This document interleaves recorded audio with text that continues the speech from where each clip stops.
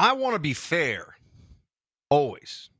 I aspire to look at things as they are and to present you with the most um, accurate, insightful, and properly contextualized information and analysis I possibly can every day.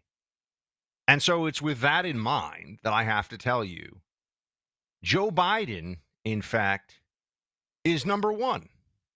He is a record setter. He is breaking down barriers. He is going where no president has gone before. He has achieved a goal that I don't know if anyone even thought was possible. The single worst day of border crossings in the history of this country, as recorded by Immigrations and Customs Enforcement. 12,600 illegal entries into the United States in one day. So, credit where it's due, Joe Biden is better at destroying our sovereignty and creating a wide open border than any other president in history, right? I don't know who else would be up there. He's got 7 million in 3 years. I mean, these are impressive numbers. He's not putting up rookie numbers when it comes to illegals. He's putting up seasoned, veteran, superstar illegal immigrant crossing numbers. This guy is setting records all over the place. And now we have the single most lawless day at the U.S. Mexico border, 12,600.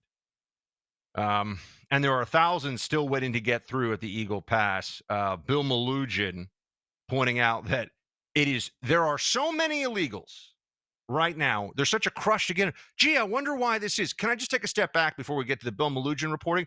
Why are there so many right now? Even relative to what it was some months ago.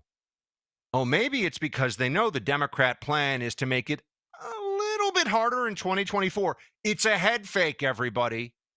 They go, oh, yeah, the Senate's working we're going to close down the border. We're going to do all these important things to make sure the border is secure. And then as soon as the election happens, and if a Democrat wins, guess what? Oh, we need amnesty now. And they let the border wide open all over again. This is what they do. This is the classic move. They did this in 2012. Go back and see.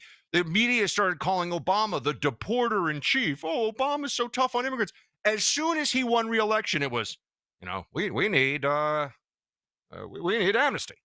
That's what we need, amnesty. And you sit there and you say, oh, hold on a second. Why are they all coming right now? Because they know this. The illegals know this.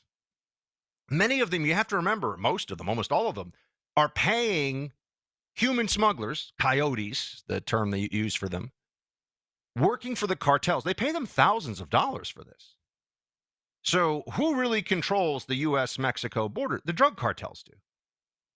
We just have a welcoming committee now. And this is not a knock on Border Patrol. Border Patrol has been screaming to high heaven about this the entirety of the Biden administration. They are overwhelmed. And the policy of the cartels, which are basically acting like a government, is to make sure that they keep them overwhelmed, because not only does it mean the human smuggling continues at a pace that has never been seen before, making the cartels billions of dollars, but it also means that they can move illegal drugs more or less with impunity, which enrich the cartels and which kill 100,000 Americans a year. 100,000 Americans, I think it was 105,000 was the number last year, something like that. And of that, 70% are opioid overdoses. And I said this at the time, and I meant it. I think one of the most important points that Vivek Ramaswamy has made in his run for president is that many of those overdoses, thousands of them, are poisonings, because people are taking they're taking a drug from a hot batch where they think they're taking one pill, but it's got way more fentanyl in it, or they're taking something stamped to look like it is an official prescription drug. So they go, okay, well, my doctor, this is what my doctor's prescribed me in the past, so I can take this and it's safe. No, it's actually from a cartel and the person dies. That's poisoning. That's not even just overdose, although overdose is obviously a component of it. Bill Malugin, though, pointing this out. He's down at the border for Fox News. This is cut 4. The railway bridge has been shut down in the Eagle Pass, also in El Paso. CBP doing that to redeploy personnel to help Border Patrol with migrant processing, and Union Pacific is not happy about that decision. They tweeted in part, quote, Union Pacific urges the Eagle Pass and El Paso border crossings to be reopened immediately. Roughly 450,000 rail shipments move across these two gateways annually. It would take over 1 million trucks to move the same amount of goods. These locations represent 45% of cross-border Union Pacific business and include goods critical to the U.S. economy. So essentially, they are shutting down international commerce in these spots to help speed up migrant processing. They are shutting down international commerce to take Border Patrol and security resources to make sure that all the illegals get into the country faster, because they're piling up so fast at the border. If this isn't an open border, what is? And if this isn't an obvious program by the Democrats to change the country and to create an arbitrary tyranny where the law is only enforced as it suits the political needs of the left. These immigration laws, these aren't being enforced.